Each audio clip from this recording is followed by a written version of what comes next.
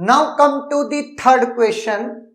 Consider the above program stored in byte addressable memory from decimal address 820 onwards. The word size is 32 bit. ये पूरा previous question जैसा ही same है. If interrupt occurs while CPU has been halted after executing the HLT instruction, the return address saved in the stack will be. Now halt से related बहुत ज्यादा confusion है. पहली चीज मैं क्लियर कर देता हूं, halt एक प्रिविलेज इंस्ट्रक्शन है. प्रिविलेज इंस्ट्रक्शन होने की वजह से यहां पर जो इंटरप्ट आता है वो इंटरप्ट आपके एक्सटर्नल इंटरप्ट्स जो कि पूरे सीपीयू को हॉल्ट स्टेट से बाहर निकालेंगे, चाहे वो एनएसआई अलग अलग प्रकार के इंटरप्ट्स हैं, उसकी डिटेल में मत जाओ, पता चला वहां फैल गए. नो, अब इंपॉर्टेंट ये कि सीपीयू जैसे ही हॉल्ट इंस्ट्रक्शन चलाता है सीपीयू फर्दर आइडल हो जाता है. क्लियर है? अगर वो मल्टी प्रोसेसर सिस्टम है तो वो प्रोसेसर जो कि ये चला रहा है वही की वही क्या होगा, ब्लॉक होगा, आइडल होगा, बाकी प्रोसेसर चलेंगे, कोई दिक्कत नहीं. क्लियर?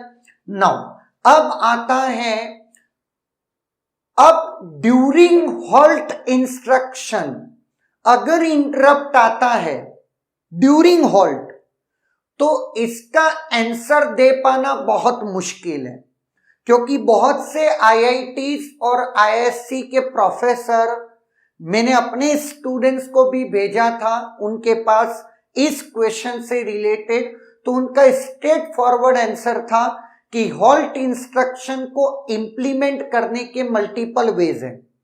तो ड्यूरिंग हॉल्ट इंस्ट्रक्शन अगर इंटरप्ट आता है तो आंसर क्या होगा, ये एक एम्बिग्यूटी है.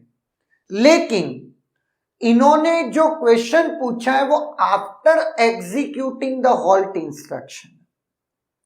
तो जब after executing the halt instruction है उन सच केसेस में थोड़ी सी आंसर की एम्बिग्यूटी रिमूव हो जाती है, बट स्टिल 100% श्योर नहीं है, इवन दो ऐसा ही क्वेश्चन गेट में आया था, बट एक्चुअली तब तक आंसर की तो देते नहीं थे, तो किसी को भी इसका करेक्ट एक्सप्लेनेशन पता नहीं है.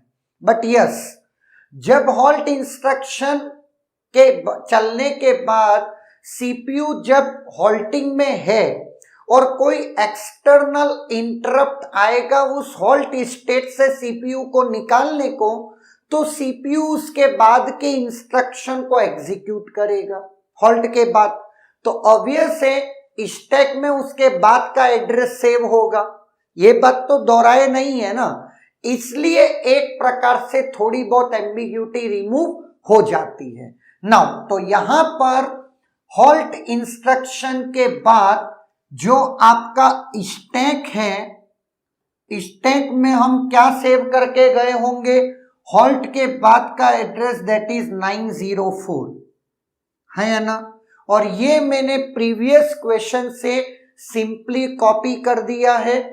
तो ये डेटा कैसे आया है ये प्रीवियस क्वेश्चन में आपको पहले से पता है. क्लियर है? नाउ तो योर आंसर विल बी 904 अगर मैं ये लैंग्वेज यूज करता हूं तब. लेकिन अगर मैं कहता हूं ड्यूरिंग हॉल्ट तब पता नहीं कि आंसर क्या होगा, दैट इज एन एम्बिग्यूटी. हाँ, तब भी अगर आपको आंसर लिखने की नौबत आए तो यू कैन गो विथ 904.